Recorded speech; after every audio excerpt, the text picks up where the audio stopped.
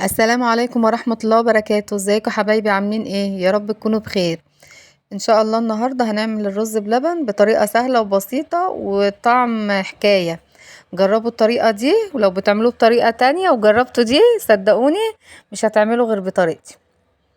معايا هنا هجيب حلة وهحط فيها 5 مجات مية على مج رز بنفس المعيار. مج الرز دوت منقياه وغسلاه ونقعاه في ميه حوالي ربع ساعة كده، نص ساعة قبل ما استخدمه. 5 مجات مية معايا زي ما انتوا شايفين كده. وادي مج الرز هنزل بيه على المية واسيبهم بقى يغلوا مع بعض. بس يعني تفضلي واخدة بالك منه من وقت للتاني كده تقلبيه.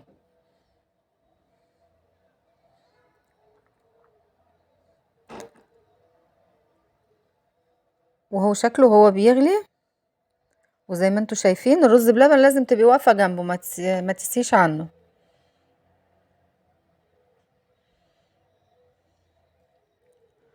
هتوطي النار عليه وتفضلي تقلبي فيه. او زي ما انتوا شايفين شرب المية خالص.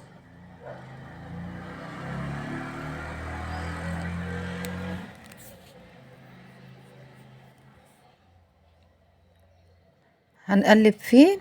وهنا معايا كيلو لبن هنزل عليه بباكو كريم جانتيه.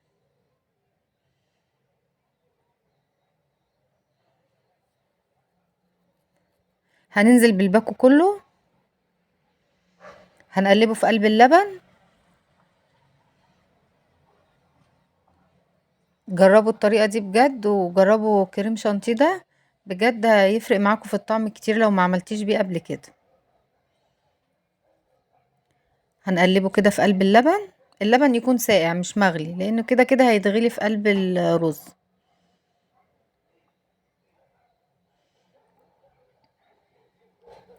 هنزل بيه بقى على الرز. شايفين الرز دلوقتي شكله عامل ازاي؟ هننزل بيه على الرز. ده كيلو لبن معايا. يبقى كده حطيت مج رز عليه 5 مجات مية، عليه كيلو لبن، عليه كيس كريم جانتيه.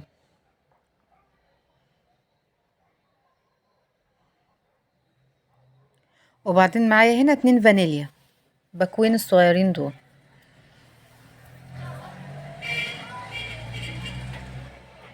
هننزل بيهم.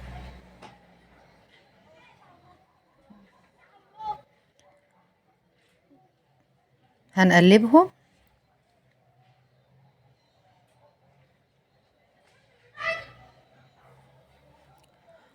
وبعدين هنزل بالسكر من نفس معيار المج، هحط مج سكر. الطعم كده مظبوط. لو عايزاه مسكر شوية ممكن تزودي شوية كمان حسب الرغبة بتاعتك انت. لكن هو المج كده على المقادير دي كان مظبوط، الطعم كان مظبوط.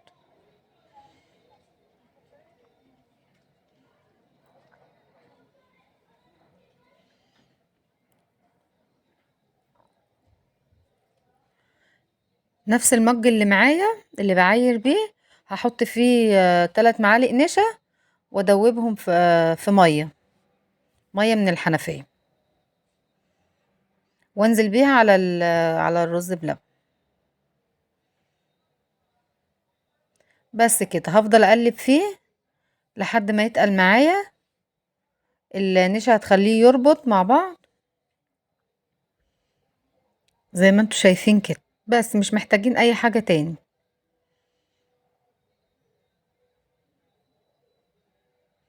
هفضل اقلب فيه لحد ما يبتدي كده يعمل ان هو خلاص هيغلي يعني. بس انا مش بسيبه يغلي، يا دوبك يعمل كده بقليل كده خلاص، يبقى كده هو تمام.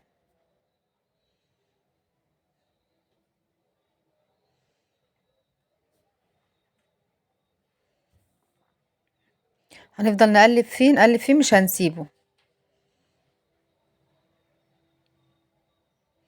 على نار هادية.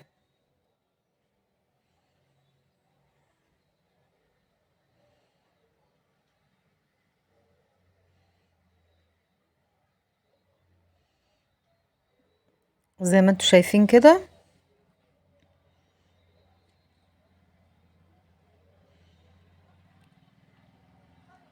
خلاص انا كده خلاص. وده شكله بعد ما غرفته. بص القوام بتاعه، والطعم والله جميل لو جربتوه. وما تنسوش بقى اللايك